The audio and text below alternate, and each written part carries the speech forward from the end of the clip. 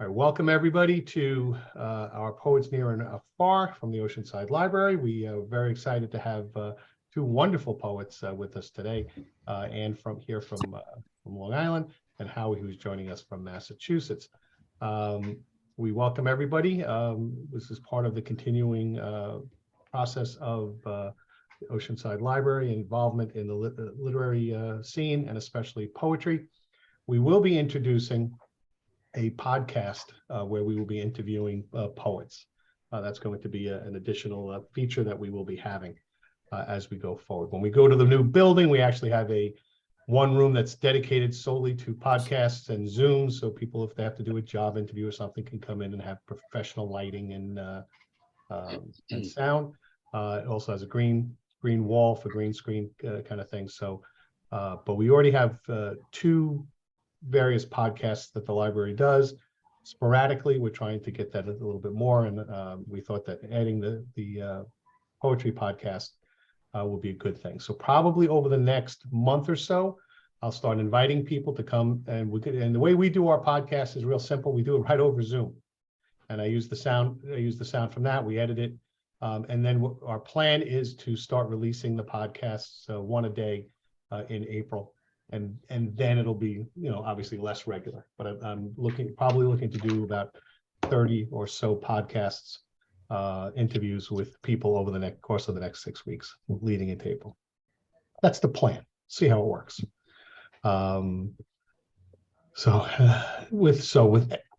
Without any further ado, joining us from the wilds of Massachusetts, Howie Faerstein. Hello. Thank you, Tony.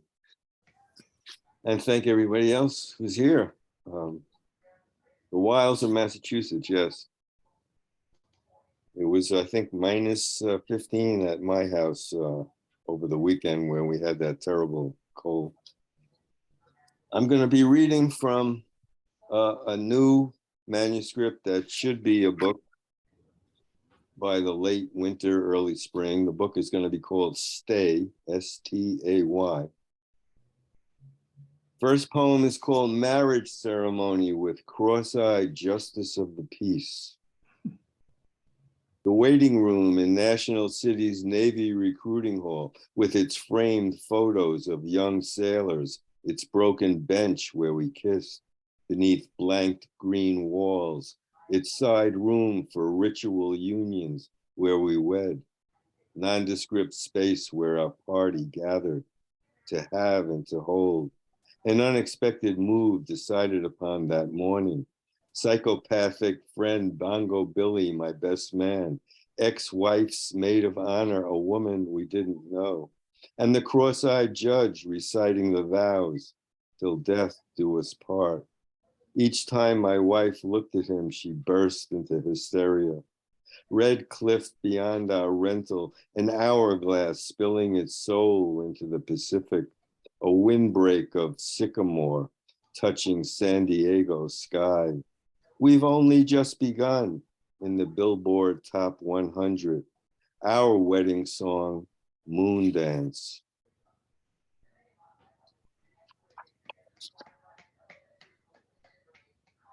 Okay, and this one is called Wildlife.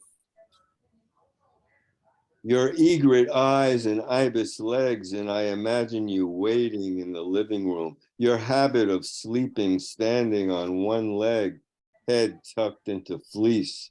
The lawn becomes Spartina grass. Phragmites grow in the yard.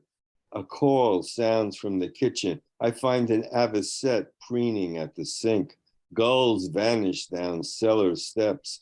Fledgling terns scream off the balcony. Heron and curlew strolling foyer. Seaweed sprouting through mattress. Godwit and whimbrel mingling with swans. The range expands daily. The literal overtakes the path. You walking proudly among stilts, ravishing in your plumage, boasting loudly of your eggs. Those are kind of old poems. This one that I just read was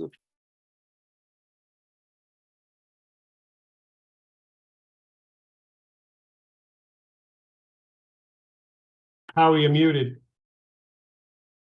You muted yourself. We Oh, heard old poem, and that was all we heard. okay. Well, I don't have to repeat. It's nothing important. The next poem is an epistolary poem called "Letter on New Year's Day."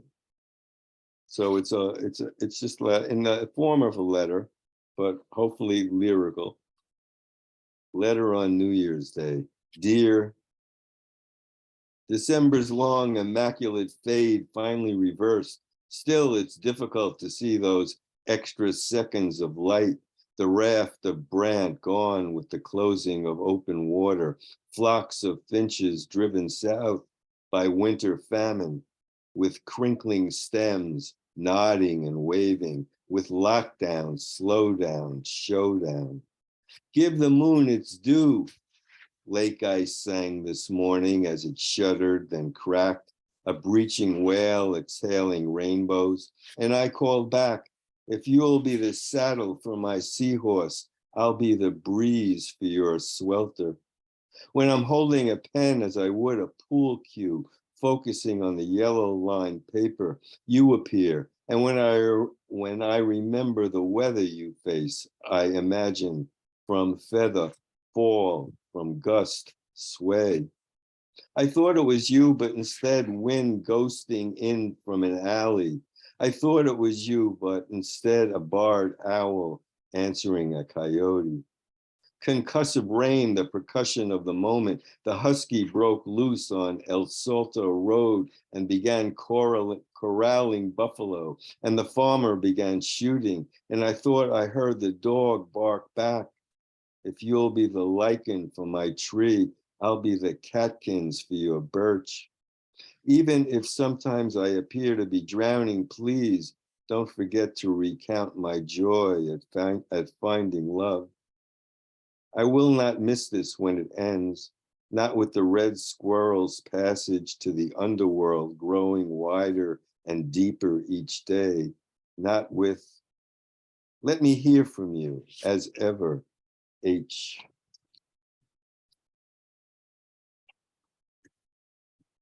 This one is called The Cub. I live near a wildlife sanctuary and often have bears parading through the backyard. This poem is about a particular bear called the Cub. It also mentions a statue that we have in the town where I live in Florence, a statue of Sojourner Truth. Above high intensity wires, dead moon waxing over a washboard road, dying star in Orion's shoulder dimmer than the night before, a trick of light, a trick of dark, like how sunlight is reflected on the bronze of a free woman in town's center, her gnarled right hand outstretched, her left gripping her cane. After snow melt, after skunk cabbage, the family visited as three. When oaks began to leap, there were two. Days later, in the hedgerow, a bear cub rooting in the honeycomb dirt, awkward, a small wanting dog. Maybe it lost its way sharing rain with starlings on the greening lawn, or when led away by squirrels playing ringalivio in the unfenced yard. Did it chance upon freedom when chasing early butterflies? Like a rope climber shimmying up a hemlock, it settled in the crook. Tiny cones, miniature pagodas, tumbling in free fall. Tracing its circuit of memory, scent of familiar smells, mother's sweat, siblings' mark, it survived somehow, darting through traffic, and luckier still found grass's roots, berries in thorny thickets, humans' garbage, lettuce in a garden. Following a hummingbird's red scarf to the hidden lair, the cub reunited again wanders with its pack, accepting the loss that freedom brings. Like the former slave, our beacon of strength, like children free as children, like a girl dragged by her kite into space, another washed out to sea, clinging to her unicorn float. Not for the loss turned out found.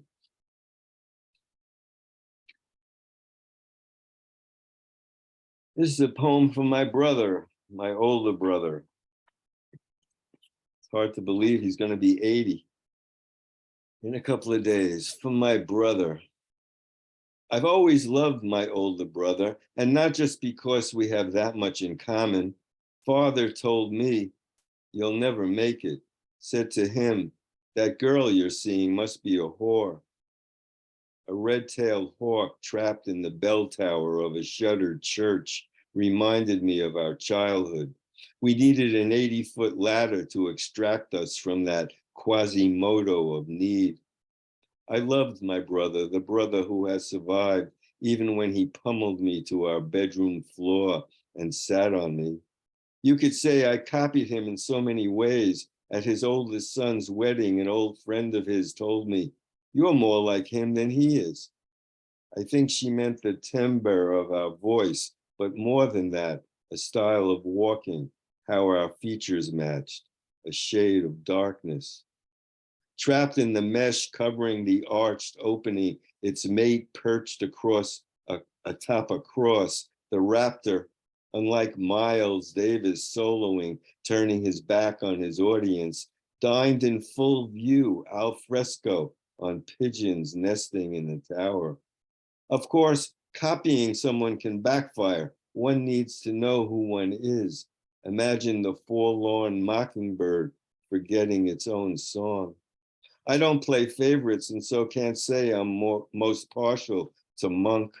Not sure if my brother has favorites, though Mom said once he was hers.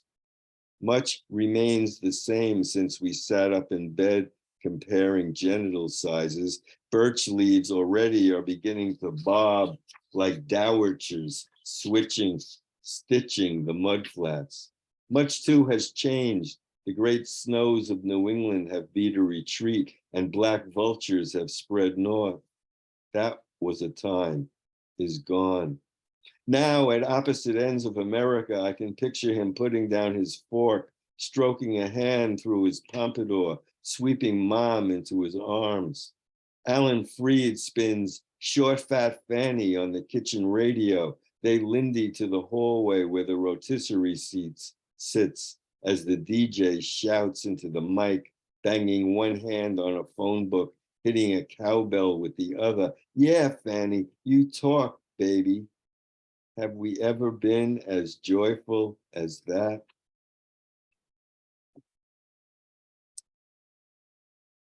Okay.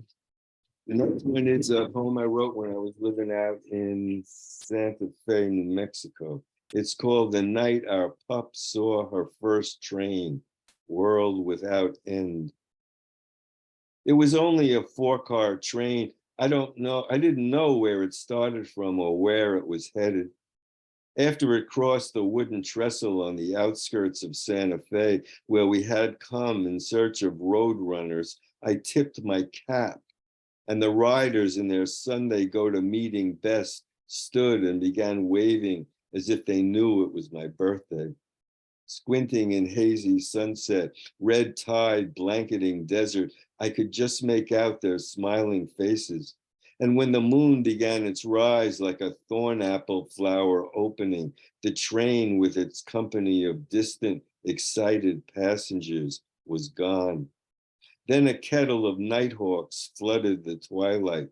I tipped my cap to them too, and a roadrunner, dusk phantom, appeared, raised its crest, sped away.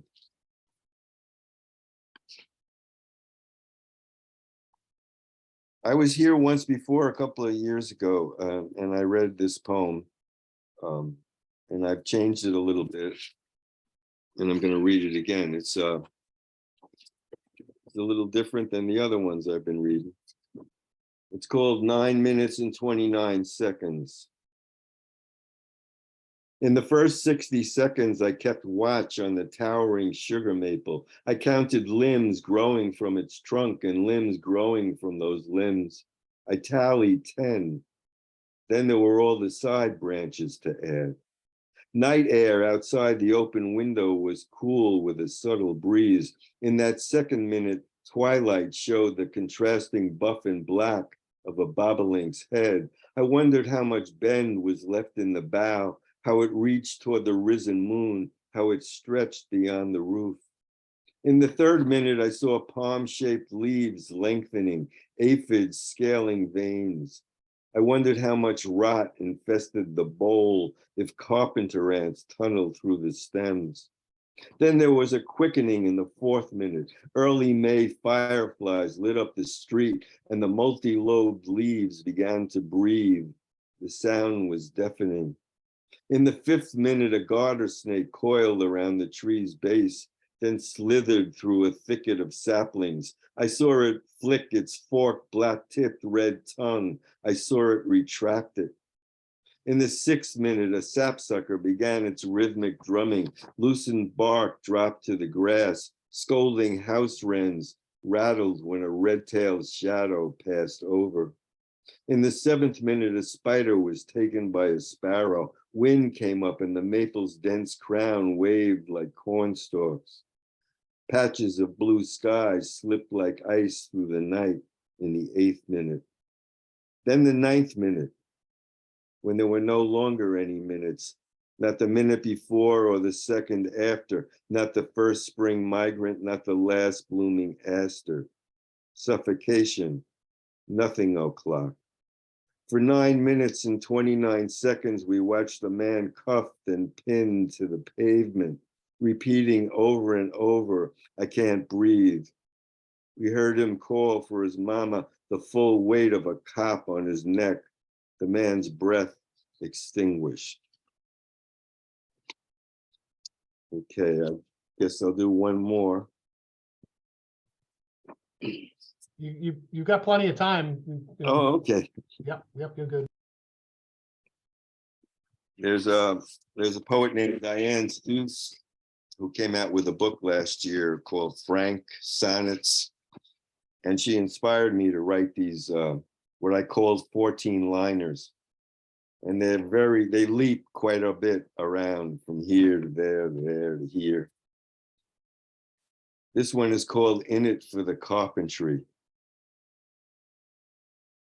I thought I saw a goldfinch pluck a lie from an evangelical's mouth. Perhaps like the 17-year brood ex-cicadas, the time for swarming is now. I'd restore my rocks and shells to our lacerated planet, but won't live long enough to return to their origin, to be rescued or not. Imagine camels in our pre-Adamic hemisphere, eggshell fragments in a dinosaur nest, the terra, Cretaceous remains from Hell Creek, Montana. Calculating how long since attending a wake, what may be needed is the cleansing offered by funerals. There's no confusion facing a suddenly raging arroyo, only a scramble to higher ground. Capitalizing on the lethal virus, 6 million deaths and counting, an influencer's line of face masks sold out in hours. As Miro said, meaning comes later. On Bridge Street, there's forever a fish crow cawing hoarsely by the liquor store. Following a raven over Taos Mountain at the outset of our 21st century and walking into the Adobe Inn, Frank Morgan was blowing Monk's Well You Needn't, a bebop epiphany in a hip hop world. Of course it's all madness. I want to be awake when I die. Okay, one more, and this is a very recent poem, and I don't know how to describe it. I'll just read it. It's called Once This Poem. Excuse me.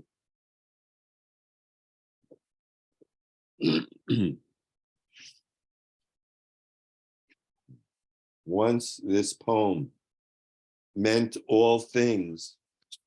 As a grandfather of boys, father to women, as gardens in drought, as waxwings in snow, by the wild sarsaparilla trail, past the synagogue of tailors, past the synagogue of furriers, In this galaxy where everything moves away from everything else, what can the heart know? I don't know why, so young, stumbling from love to loss and back again, stumble bum. Now it could mean I'm older. It could mean it's getting hotter. I don't know yet, may never know. It's a poem in the making, certainly not one meaning all things, though when it began, I thought I was certain. This poem rooted where rooting is difficult, a quaking bog in Massachusetts where carnivorous bladderwort, sundew, and pitcher plant share life, where fireflies begin flashing when bats end their twilight run. Months will fly by, a freeze will set in. Soon after, it's hot again. Colossal white pines, a touchstone. Black-eared kites in India tumble from the heavens. Banyan branches sway in heat in the still of the night. Whether I think it or not, what I was, I am. This poem means caterpillars that devour their host, their upside down banded colors deepening to forest green, a vulture dodging traffic on the turnpike, risking all for carrion. This poem rooted in a November hour, sitting on the slip-covered couch with mom and dad, watching Jack Ruby assassinate the president's assassin, and in a sweltering August, air-conditioned bedroom, our child hours from birth as the war criminal resigned a half-century ago. As Spirea follows Forsythia, as flowering almond follows Spirea, here the 15 glass panel door, the unrelenting windows, bookcase of the future, sacramental stovepipe, switchbacks of the past. As azalea follows witch hazel, as rhododendron follows lilac, shoes without feet, floors to walk, as common crows strutting, as paper wasps building. I don't know why darkness always precedes light, or why light always succeeds darkness. In the end, what does the poem mean? What does the heart know? Thank you very much. Wonderful, wonderful, Howie. Thank you so much. Oh, thank you. Thank you for the Wonderful. invitation, for the opportunity. I appreciate it. All right. Wow. Okay. Well, thank you, everybody. Yes, I just let Q Imagine in. If you're going to have bizarre names, I'm not letting you in. Okay. So, I mean, I got to know who you are. That's why we have the waiting room. So, please, if you in the future, especially if you're going to come in the middle, I need to know who you are. So put a real name. Howie, absolutely wonderful. I will remind everybody, if you do not want to be in the open mic, please put your name in the chat, to tell me in the chat. If you're not on our email list, if you're getting it from Judy, who I think a lot of people get it from, or someplace else, and you'd like to get them directly from us, just please give me your email address. So without any further ado, let me see. I gotta remove the spotlight there. Okay. Without any further ado, our wonderful friend, a friend of the gazebo, a friend here of the Oceanside Library poetry scene, a friend to all of us, and Coen. Here you go. We just need to hear your, there you go, unmute yourself. All right, can you hear me? Yes, we can. Okay, wonderful, yay. Well, Howie, oh, just beautiful. It makes me want to go outside. I'm going to be taking my notebook to quite a few parks when the weather gets warmer, and I'm going to start writing about birds. That was very inspirational. Thank you. Thank you. I'm starting with an animal poem. I actually, I don't know what on earth possessed me, but I actually went to the groundhog ceremony at in Malvern at Crossroads Farm the other day. So here it is, Malvern Mill.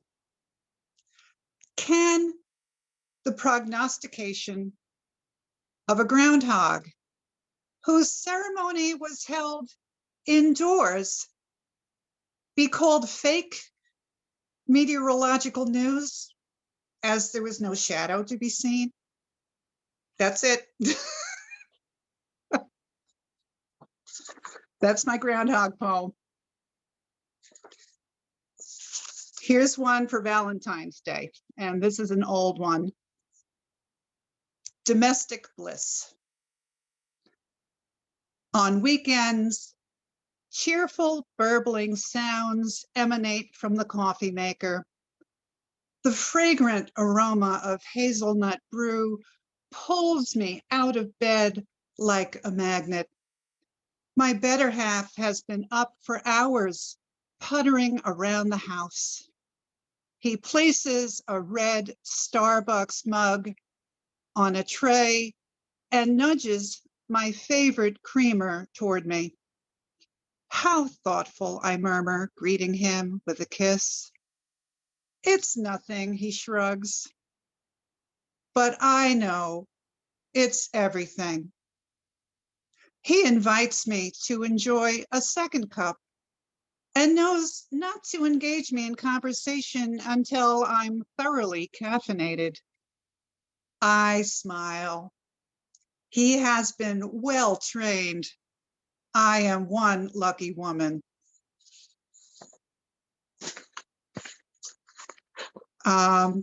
Most of these poems are new. This one goes out to my very dear friend, Dr. Mary Facetta. This is called Rabbit Holes. Wishing is a risky business. Perhaps you misspoke when you expressed a desire for more adventure. What could possibly go wrong? Just ask Captain Murphy, whose meticulous plans habitually went awry. You've often claimed trouble has a way of finding you, even if you remained home, like a hobbit. Lucky you. You've learned to trust the process, though it involves diving headfirst into rabbit holes. Banging into brick walls taught you why is not a valid question. You can only deal with what is. You've become your own Sherlock Holmes, ruling out the impossible in favor of improbable truths. On the outside, what appears to be a series of unfortunate events turns out to be your greatest strength. There are no mistakes. Your entire life has led you to this point. You insist there's nothing heroic about dogged determination. But I beg to differ. You are strong. You are resilient. You are loved.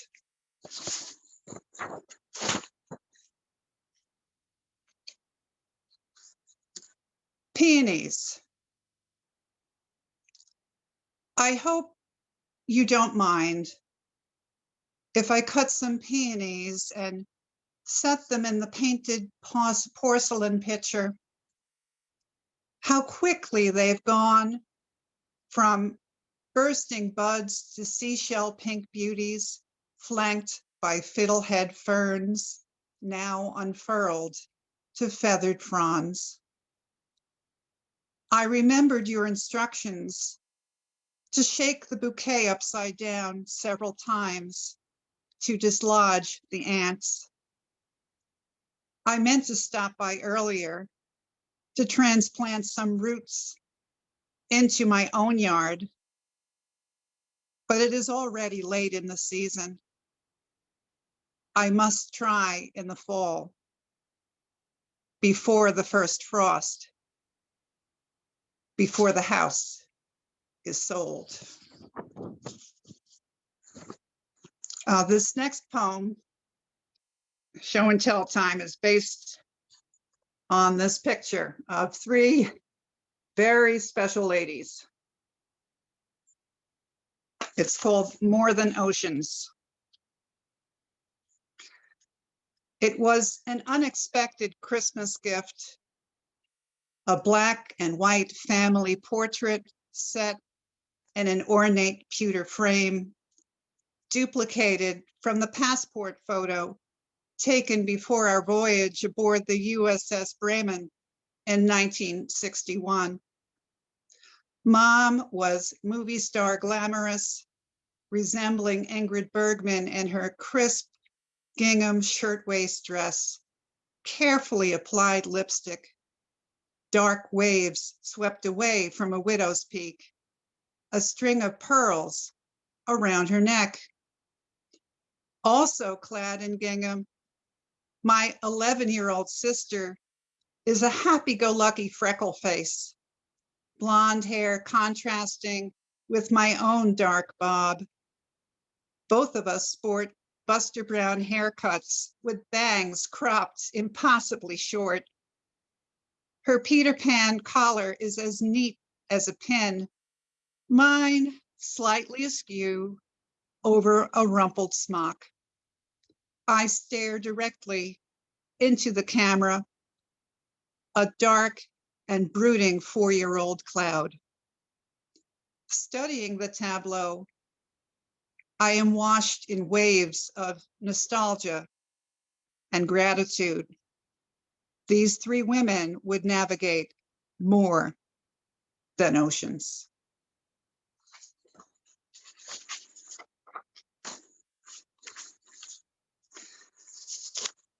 And I don't know if this happens to a lot of people, but I need my glasses to find my glasses. So the title of this one is, I've Seen Enough. I need glasses to find my glasses. I thought I left them here, but every time I put them down, they tend to disappear. The frames you see are tortoise shell. They blend in with the couch. If I should accidentally sit, that's some expensive ouch. I climbed into the driver's seat and backed out nice and slow. My rearview mirror told the truth. Minus eyewear, don't pass go. I finally found my glasses. Don't ask me where or how. I only know they're on my face. I can see clearly now. Don't ask me to sing. Okay. All right, the mood is about to get heavy again. This is a tissue alert. So have a tissue nearby. Everywhere reminds me. How often do I think of you? Only constantly. Everywhere reminds me of everything. The pungent smell of mothballs and lavender arises as I bag clothing from every decade, every size you ever wore, removing cough drops and tissues from coat pockets. I relive visits to doctors and emergency rooms. Contents of desks and bookshelves contain their own archaeology of letters, obituaries, photographs of ancestors I am learning to identify. Piecing clues together, leaves sprout on the family tree. The china closet and kitchen cabinets are as bottomless as Mary Poppins's carpet bag. No matter how many sets of dishes and cookware are boxed, more items come to the fore. The residue of memory clings to every surface like dust. Each piece of exiting furniture triggers dreams of disappearing worlds. I awaken clutching the last remnant of childhood in my palm. Overwhelmed by the task of clearing out 56 years of accumulation. I swallow reluctance and resentment, ponder the relief to come. I tell myself, a house is not a home when those I love are no longer present. My own modest abode cannot possibly accommodate another keepsake. How often will I think of you? Always. There is finite space in my house,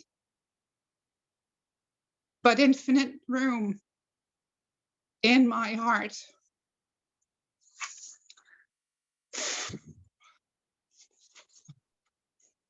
Beautiful, Thank you. absolutely beautiful. Thank you. Now I have to go back to light again. When you're emptying a house, you get a lot of advice from people, more than you want. So this is called a flood of advice. What starts as a spritz turns into a steady drizzle, then becomes unrelenting water torture.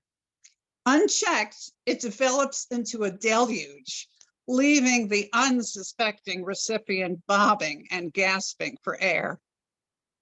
It's always well-intentioned, but often unsolicited. How then to maintain sanity and boundaries while being doused in buckets of advice? Try these helpful phrases without revealing how you truly feel. Thank you for your concern. Go find someone else to bother. I'll keep that suggestion in mind. Put that on the do not do list. Let me take your business card. Aim straight for the circular file. Interesting. I never thought of it that way. It wouldn't occur to me in a million years.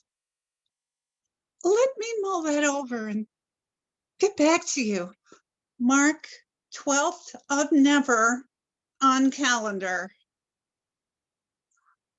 I'll remember what you said, and I'll never forgive you for it. I'm sorry, but this isn't working for me. Pardon me while I wring out this mop for the umpteenth time. Stop leaving puddles all over my floor. Just stop.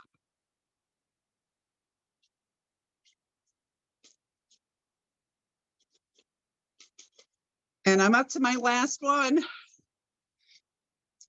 This is another memory poem. I want to thank my very good friend Joyce for suggesting this. This is called Strawberry Jello with Sliced Bananas. Bow-legged and barely 5 feet tall, Grandma was packed with personality. Her germglish baffled outsiders, but we were accustomed to gems like, Ich habe die walls gepainted letzte week. She'd catch a bus on Shoemaker Avenue and was the only person on earth who took a buffalo instead of a bufferin for a headache. Grandma was one sweet lady, as indicated by her glucose levels. Unconcerned about upcoming blood tests, the freezer was well stocked with no less than half a dozen Entenmann's pies. Calories didn't count. The doctor need never know.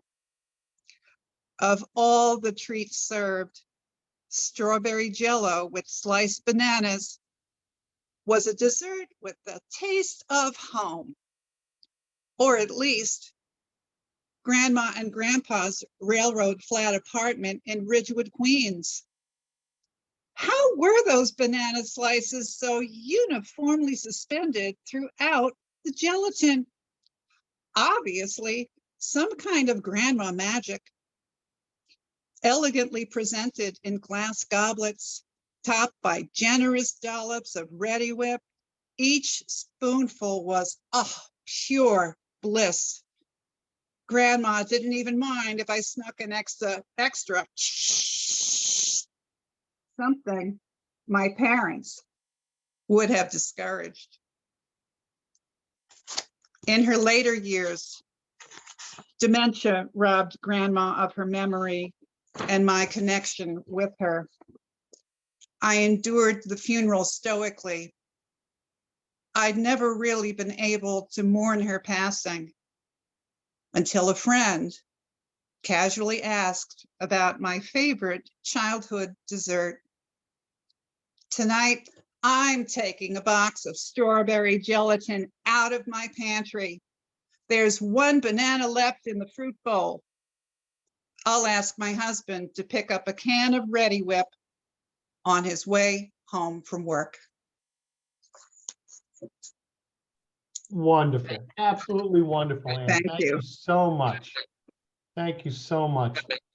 Listen, everybody, you can unmute yourselves. Let's give Ann and Howie a nice round of applause. Terrific. Thank you both. Thank you. Amazing readings. Thank you thank you both. All right.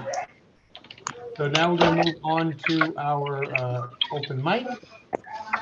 And Alan, I'm going to have to do that as well. So, all right, so we're going to do the open mic. Again, I will tell you who's up and then who's on deck. This way, you'll be ready with your excellent poem. We're going to start off with Ellen Pickus and Vinnie Coloni are on deck. Hello, thank you, Anne. Thank you, Howie, and thank you, as always, Tony. Good to see human beings, sort of. Repair. The record stopped spinning a while ago, and I was going to recharge with no knowledge or know-how, but somehow I do it because I needed the songs. I pulled off the top turntable exposed and removed the belt to explore. So that's what it looks like. Someone's clever engineering behind the beats. Only an expert would do. He didn't laugh at my clumsy attempt. He understood the need to set things right when you have nothing to go on but desire. Thank you. Thank you very much. All right. Vinnie, you're up, and Emily Sue, you're on deck. I was going to read something a little bit longer, but I think I'm just going to read something shorter. I had it and I'm losing. I just lost it. So I'm sorry. I was ready to go and I just lost it. You'll find it. Anyway, can you come back to me after the next reader and I'll find it. I sure can. Thank you. Emily Sue, you're up, and Dawn, you're on deck. Okay. Good evening, everyone. Thanks for sharing such wonderful work. I'm going to read a poem called Candlemas, Midpoint of Winter. I could tell by the light of last night's full moon it would snow today. Snow-filled dreams carry weight this time of year. Sure enough, swirling clouds have shifted into position. I whispered a green shoots poking bravely through the soil. Not yet. The contradictions of February. This short month passes so slowly, though the days lengthen, minute by stolen minute, offering hope that the earth will return to living color eventually. Activity thwarted, I reflect winter's rhythm, treasure the stillness, yet curse the frigid air that burrows past down-filled layers. Mark an X in the season's wheel, solstice to equinox and back again. In this trough, this deep winter silence, Gaia dances the spiral dance of promise. Wonderful. Thank you so much. All right. It looks like Dawn has broken. She's left us. So I'm going to ask Joyce, you're up, and Joe Cohen, you're on deck.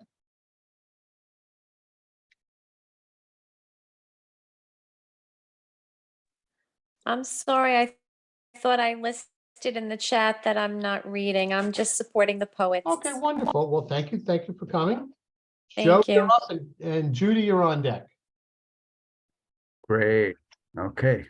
So, let me get my poem here. This is a small thing. This is only a small piece of paper I'm holding, but what if it were a canvas, large enough to paint the rosy fingers of dawn and the welcome yellow glow after the long wait of night? If it accommodated the varied cloud shapes that frame the setting sun, changing from white to gold, then red-pink, before fading to gray.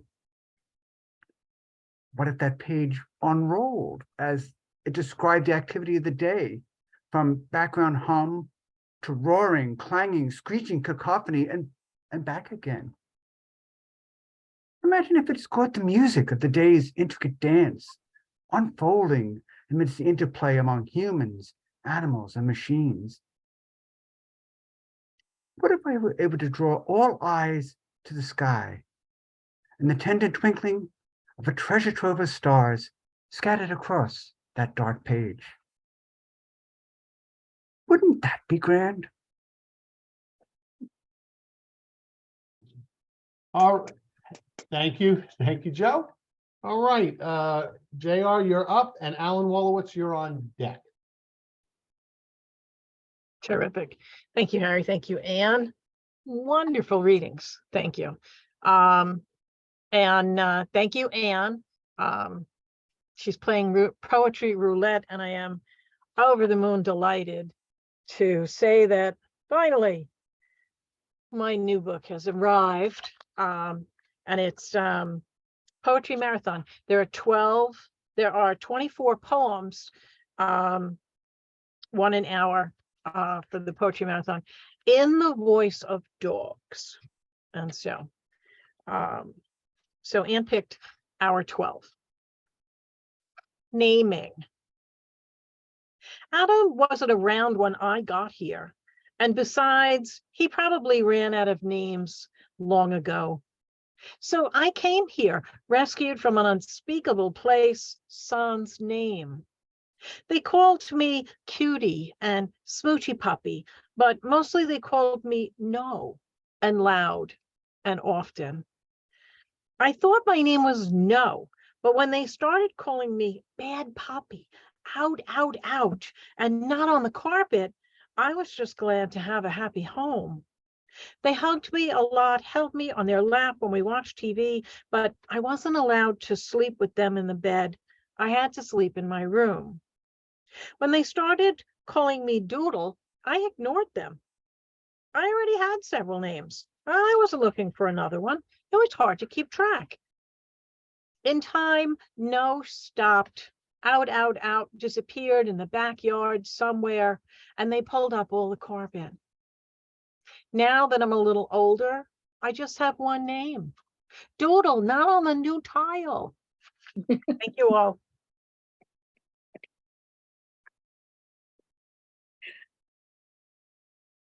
Yay! So sorry about that. All right, so so that was Judy. Alan, you're up, and Betsy, you're on deck. Okay, this is called The Bus to Rikers. Wish it were a cheerier poem.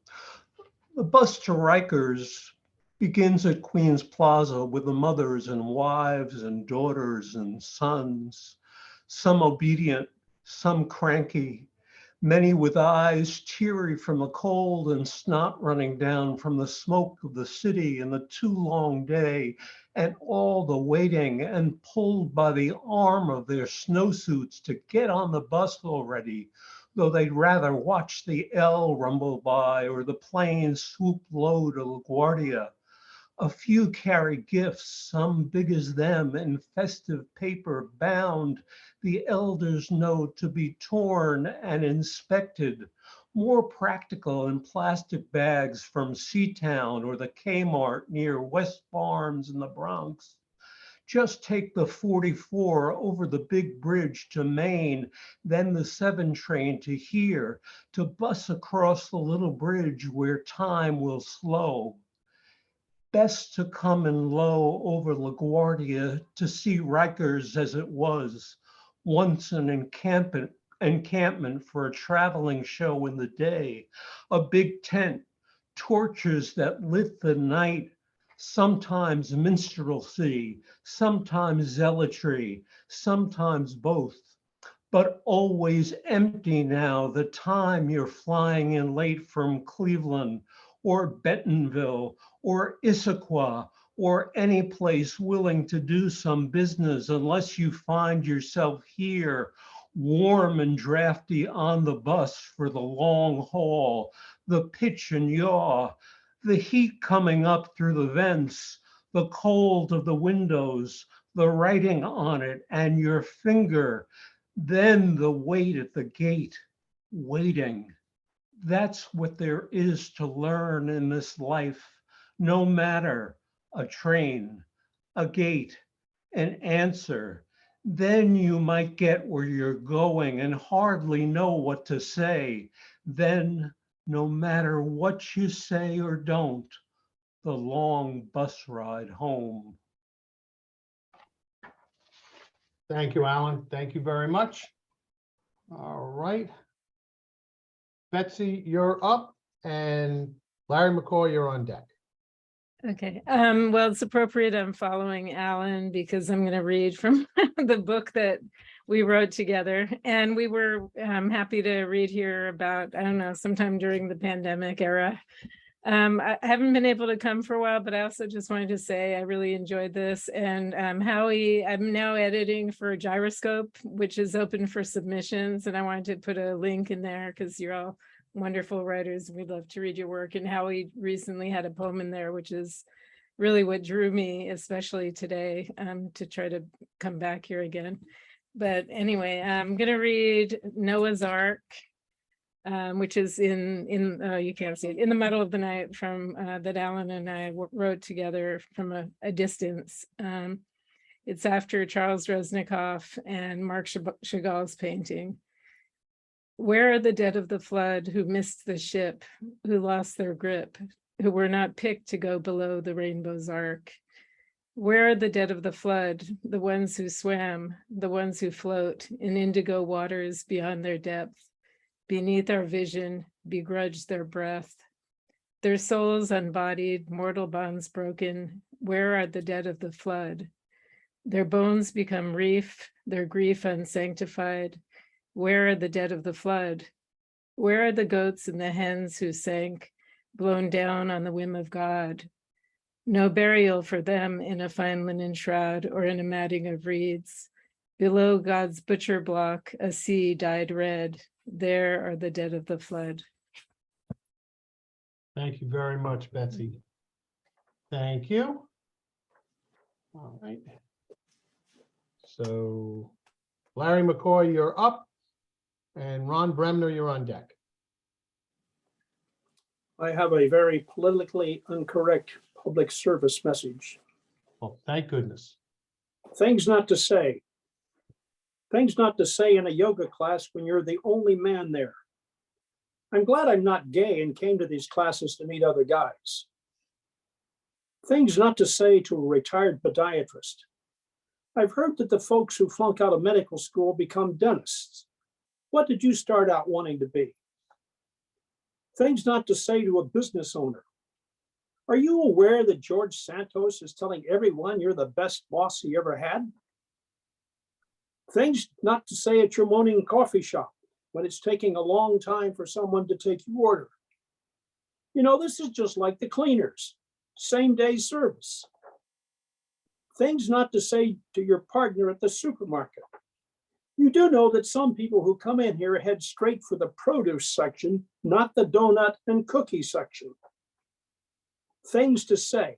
repeat things to say to a lawyer when your partner sues for divorce. What's wrong with her? After 60 plus years, she can't take a joke? Thank you, Larry. Okay, thank you so much. Okay, Ron Bremner, you're up, and then Susan Cornell, you're on deck. Okay, Mr. Faerstein kind of opened the door to jazz with Monk and Mingus and Miles, and I had to pick one of those three to read about tonight, so we'll go with Thelonious. Monk sweeps in the window between the daffodils and marigolds. I taste the night air of spring, and it tastes like a cool breath of hackensack. Memories of one I lost and loved strangle me gently, cutting off oxygen. But here, when the dead pool of silence has been crushed by a straight note chaser, Thelonious breeze, the world outside the window opens its arms to embrace me, and its ugly beauty is my salvation. Thanks, and have a pleasant evening. Thank you, sir. All right, very good. Susan, you're up, and Robert Dean, you're on deck. Hey, thank you for having me. It's been a great reading. First time here. This poem is Oh, called wow. A Painful Case of No, the... no, no, no, you don't get away with that. First time here, where are you from? I actually live in Ridgewood, Queens. All right, so that's Long Island West. That's okay. You're welcome. Okay, you're up now. Okay. A painful case of the possible. Priorities shift like wing beats, finding a mate on a dating site, calculating the rate of climate catastrophe. You want a life that gives joy, but forget how to say yes, how to unlearn patterns you can't stop repeating. You want to know if it's possible to have relationships without contingencies, to unlearn setting your childhood home on fire. Some of your platonic friends have asked to kiss you, or at least thought about it too many times. This is the ache of Blue Stop, molecular patterns of dried blood on walls, the aroma of Chinese takeout when you open the bag. Think of holes in socks, a sleeve singed by a candle, the top flap of a sheet folded and unfolded. But wasn't it the random coupling of Adam and Eve that started this discombobulation, God's holier than thou mindset, a nipple, an apple, fingertips grazing the sweet stink of earth, the way we conveniently forget death is in the room, the inevitable breakup? In the meantime, shave a stiletto and trap it in a cage. Listen to cats in heat sob in the cul-de-sac. No more contradictory clues, like static in search of a radio. Soil streams through my body, ripples of water against a veined belly. The heart holds what it can't understand, a fishbone caught in the throat when you try to speak. Just because you wear shoes filled with pebbles that can sink to the bottom of a muddy river doesn't mean that you want to drown. Thank you. Thank you very much, and welcome. Again, I will tell anybody, if you're not on our email list and you want to be, please, please throw it in the chat, and we will add you. So Robert, you're up, and Dee Dee, you're on deck. Okay.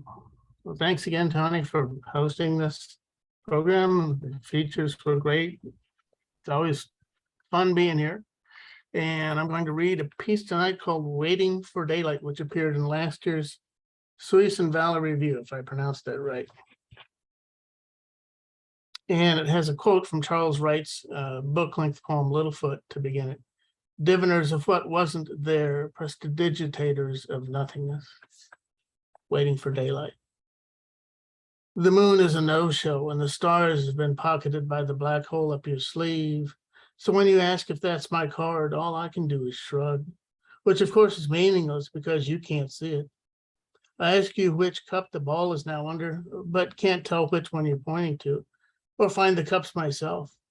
We're up to our usual tricks in our usual state of incomprehension after a full day of usual tricks in our usual states of misapprehension, waiting for another daylight, or for the cloud curtain to part and conjure a diamond-studded celestial spree, for the lazy moon to get off its ass and brighten our future, which we, in our usual fashion, have tarnished with words and actions faster than the speed of light, before, during, and after dinner. The after dinner mince melting quickly in hot words, s'mores, unsweetened lava. Sorry, a shadow got in the way here.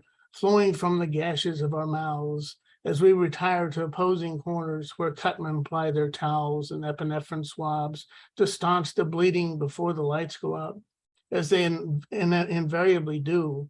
Love spiraling down the happiness toilet, backing up the house of cards plumbing we took years or perhaps just a second to build. Creeping lies of labyrinths to make Borges proud, baffle even Theseus, as we wave the scarlet line cape at the horns of the Minotaur and sever Ariadne's thread. But wait, we open our hands upon a miracle, the string made whole, if only we could see it. If only the critical mass of our sunlit failures didn't shed such dark energy, inflate the expanding universe, babble in whispered black body emissions.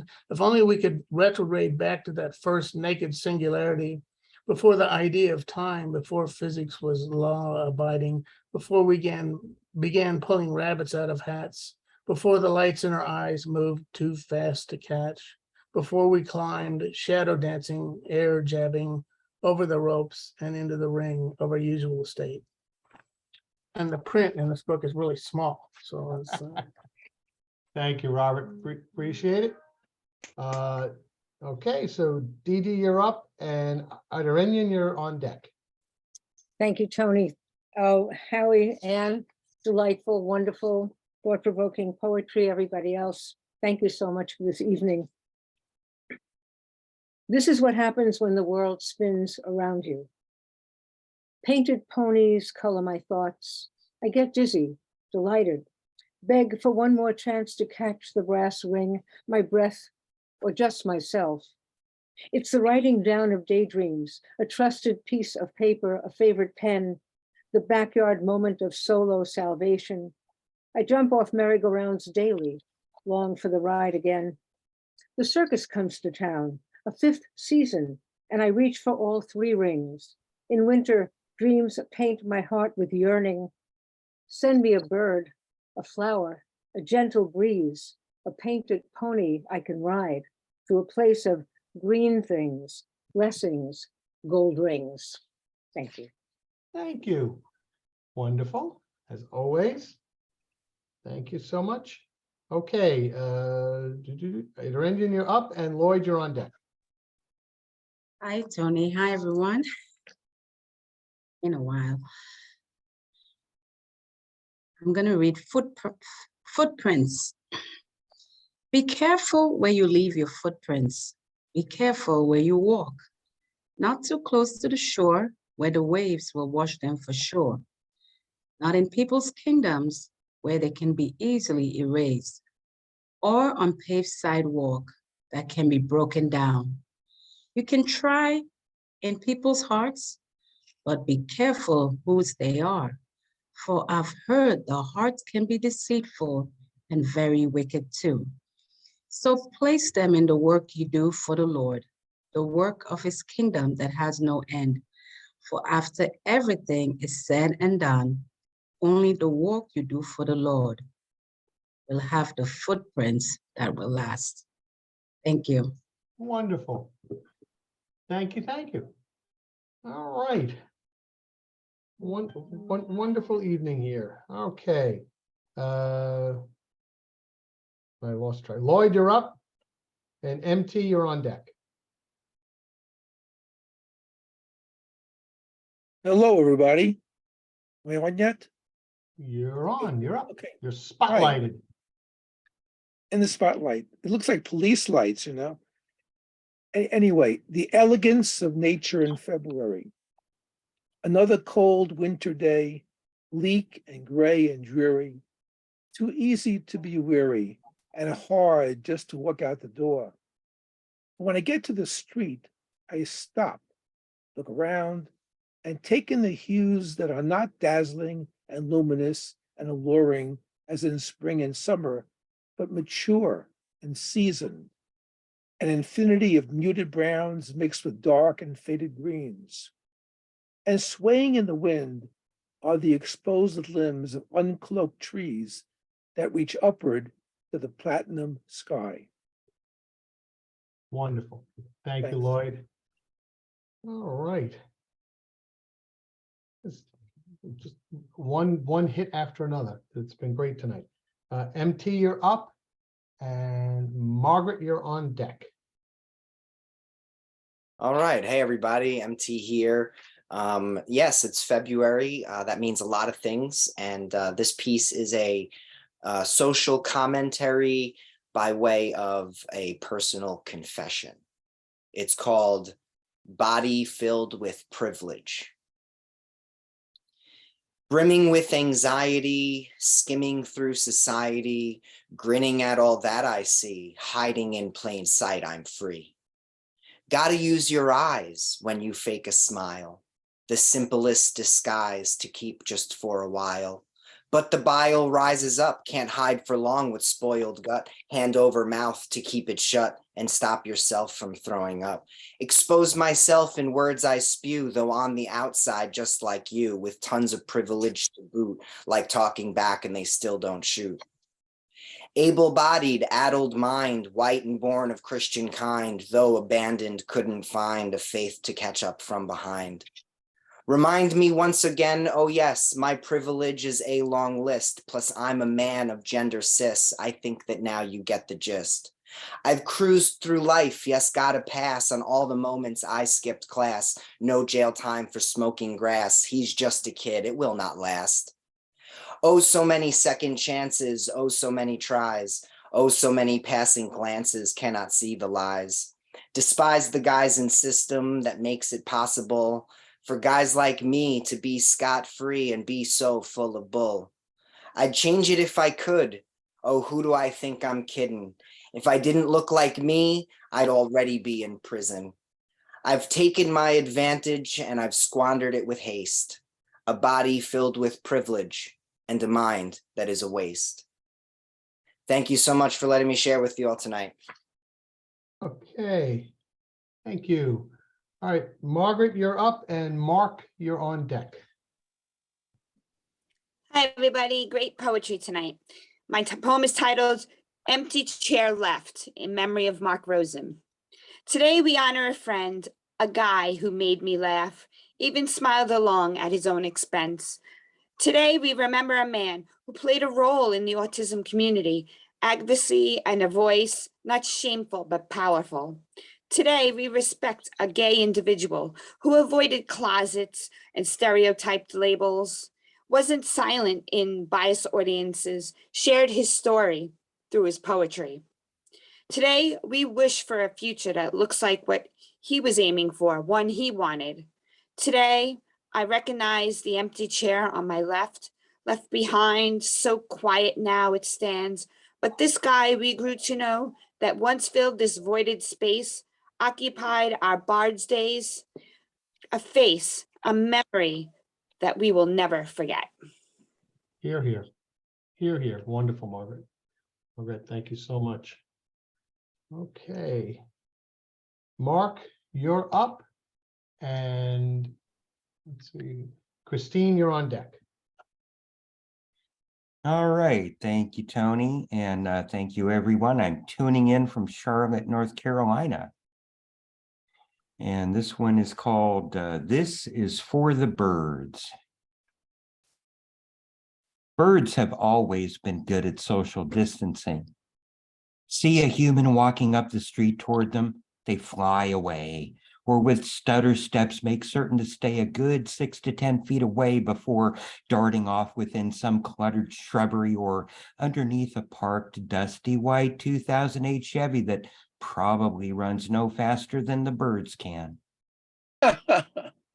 Birds find safe spaces on the down low when they choose not to fly to Pine Tree across the street or to the wires strung like a tightrope between metal power poles. Yet recently, more and more I've noticed these birds not flying away as I approach. Just standing on the lawn they are, with twig or debris in their beaks, just watching me, looking into my eyes. I wonder if they have remarked to themselves, There are far fewer humans out here. Fewer metallic beasts roaring down these streets, or if they sense in their souls the way an arthritic knee aches when barometric pressure changes before a rainstorm, that something ominous is going on in their world. Birds from a safe social distance stare at me. And when I happily greet them with a "Hello, birdie," they tilt their heads as dogs do when you say something to them that just doesn't quite make sense. I find this interspecies interaction invigorating, a moment to realize that not everything is chaos and danger in our world. For life is more than being cooped up within a cage of drywall and glass windows, yearning for the freedom of sun and sky. I walk away from this bird, joking to myself. I hear the top tune on their billboard perch these days is, "Where have all the French fries gone?" Thank you very much. All right. Thank you, Tony. Okay. Christine, you're up, and Ro, you're on deck. Okay. Thanks, Tony, for getting us all together tonight and for a wonderful reading from Anne and Howie. Thank you. This is called Sticky Fingers. Sugar candy spun like fiberglass, hypnotizing to behold the gossamer strands of pink spinning around inside the silver bowl, growing fat as they are trapped on paper tubes. Elusive on the tongue, you can never get enough of this delicate delight, gone before you've even satisfied your appetite. Pink like a Crayola crayon, but much more fun to eat. The tender threads of sugar candy touch the lips and melt on the tongue. You try to chew, but they disappear into sweet nothingness, leaving you always wanting more. So with $1 left and still hungry, the Frankfurter cart is 3 booths down. So with rosy lips and sticky fingers, coated with some strange wonderful, you move on. Thank you so much. Brings back strong summer memories. All right, Ro, you're up, and Ro, you're up, and Robert, you're on deck. Hi, Tony. Thank you, and thank you all. Loving every single poem. Mine is called From Fright to Flight. This is an abridged poem from a longer one, so much shorter. As I pull into my driveway, I spot a fist-sized lemony lime fur ball. It turns out to be a bird, a kind I never saw before. I stop the car, get out to check if he's dead. The chest is rising and dropping. Feel grateful that he is alive. Being July 4, all animal shelters closed. I call the police and wait. Soon a police van and car pull up across the house. 2 officers, one tall and burly, the other older and medium-sized. Turning toward them, I greet them. When I turn around, no bird. I look around. In a flayed position, he is visible behind a pipe lining a wall. The officers move in. I go into the house. Holes in its lid, return with a shoebox. I'm astonished to see my feathered friend perched on the forefinger of the older officer's gloved hand. I offer the shoebox to the man in uniform. He lowers the bird into it. I extend the lid to him. In the same instant, before you could say lemony lime, the bird takes off like a rocket toward the highest branch of maybe a 50-foot tall tree nearby. The strongest and the swiftest bird I had ever seen. Earlier, why did he fake feebleness and helplessness? I will never know, but the experience was one for the books. The officer whose extended finger had been a temporary perch suggests that the bird just needed to relax. He did look relaxed on the officer's finger. While waiting for the police, I had taken a picture of lemony lime. Research reveals that the bird belongs to the flycatcher species called tyrants.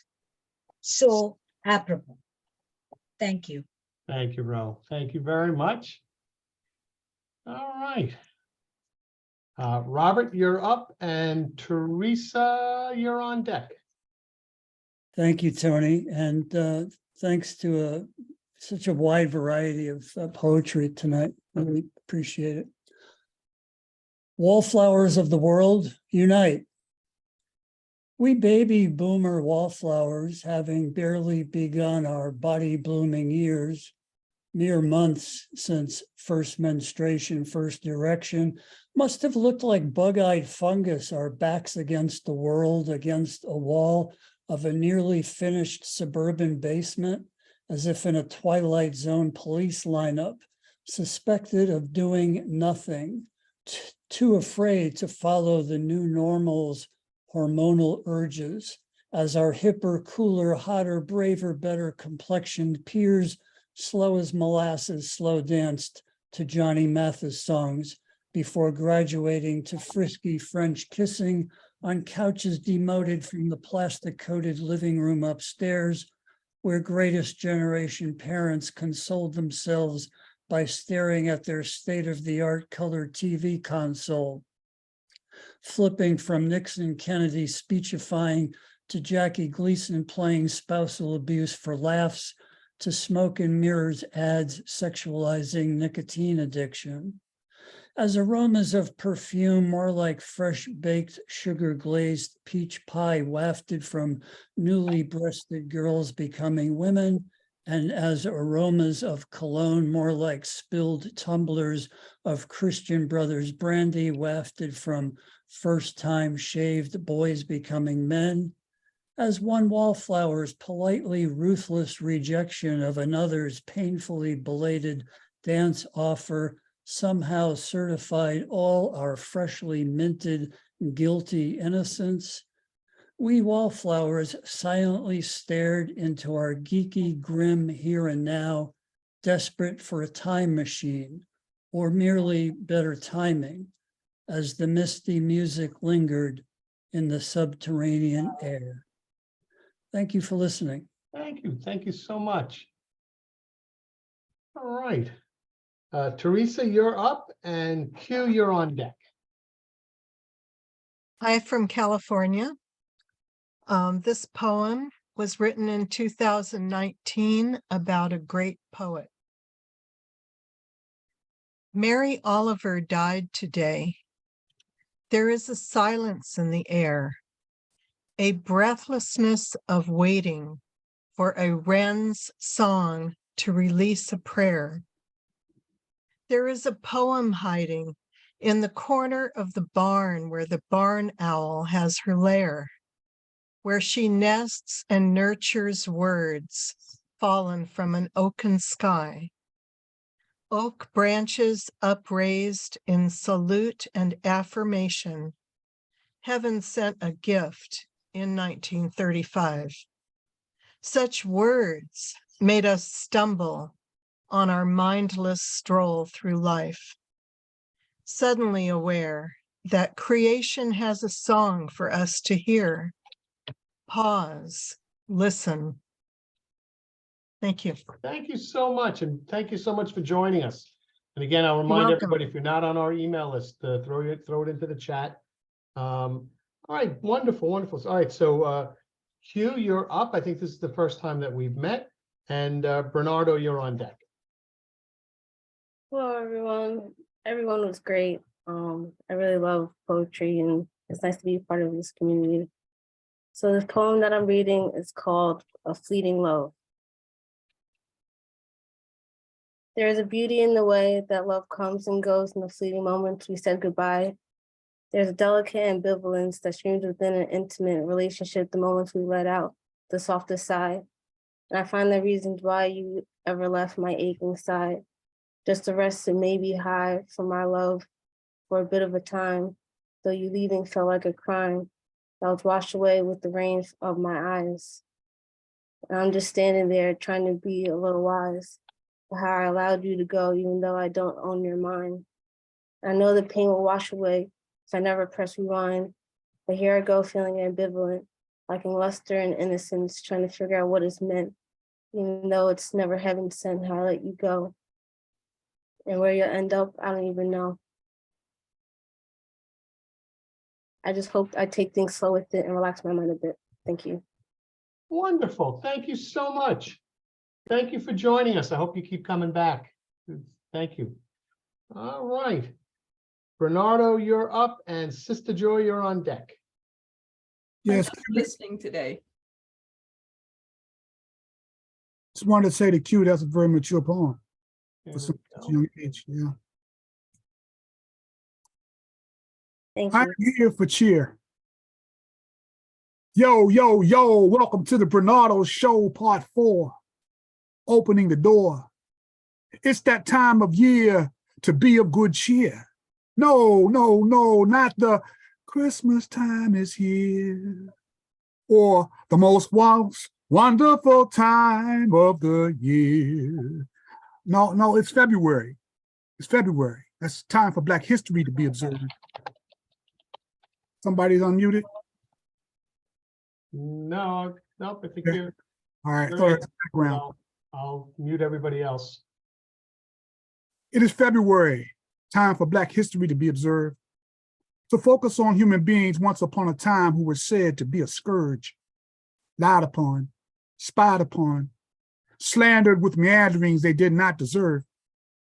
Time after time had their accomplishments denied, destroyed, ignored, or purged. But I am not here to deliver words of derision or deliberate division, or like 1619 points out to a systematic way of laying a foundation to exclude. I am here for cheer, not to be dismissive, condescending, or rude. I am not here to speak of fights for voter rights or civil rights, or to feel safe driving down the street at night or in the day, or to have equal access to resources where we work, learn, or play. I am here for cheer. I am here for Christmas addicts. I am here for Benjamin Banneker. I am here for Charles Drew. I am here for Mary McLeod Bethune. I am here for Harriet Tubman. I am here for Frederick Douglass. I am here for Thurgood Marshall. I am here for Barack and Michelle Obama. I am here for Langston Hughes. I am here for Marian Anderson. I am here for Reverend Dr. Martin Luther King Jr. I am here for Rosa Parks. I am here for the Tuskegee Airmen. I am here for Paul Robeson. I am here for Jesse Owens Showen. I am here for Serena Williams Thrilling. I am here for Oprah Winfrey. I am here for Breonna Taylor. I am here for Emmett and Mamie Till. I am here for every innocent Black person tortured, lynched, or however they were killed. I am here for Motown. I am here for BET. I am here for Essence and Jet Magazine. I am also here for Muhammad Ali, as well as Gordon Parks and even for Spike Lee. I am here for Stevie Wonder and for Ava DuVernay, one who had some things to sing and one some things to say. I am here for James Earl Jones. I am here for Sojourner Truth. I am here for John Lewis and for Maya Angelou. I will be here until Yahweh calls me home, but I am not here alone. I am here with you. I am here to tell a story that brings beauty into view. I am here for cheer. I have spoken. Do you hear? Wonderful. Absolutely wonderful. Thank you. Joy, did you say I thought I heard her. Yes, I said I'm here to listen only tonight. Well, that's our loss.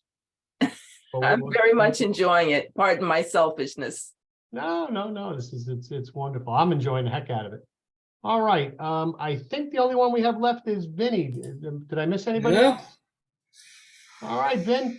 All right, I'm going to keep it on the bird theme. Take it on home. I was going to read something much longer, but I decided against it, being that we had so many readers. This poem is dedicated to all the women of the world. It's called Clipped and Pinioned No More.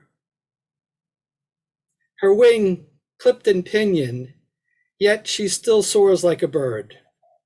When everyone tells her no, she finds a way to answer yes. When odds are stacked against her and everyone has her counted out. This is exactly the time she strikes, and when it's over, there's little doubt. She finds a way to do the impossible. To her, it's more like the probable, almost an expectation of her resolve. There's no problem she can't solve, no riddle she can't unravel, and no man is her equal. She's not waiting to write the sequel, she's already around the bend. Oh man, the places she's traveled and the things that she knows. I'll let you on a little secret though. It's fiction, made up all in her mind. Her wing, broken and feckless, don't dare call her reckless when she takes to the skies. After all, fiction lies, and the truth unobscured is that she's still there on the floor, but her spirit is flying high. Thank you. Thank you very much. Wonderful evening. Thank you all very, very much. Again, if you, we have a few new people here tonight, and they're great. I tell you what, let's open up your mics again, and let's give Howie and Ann and all of our open mic readers tonight a nice round of applause. It was really wonderful.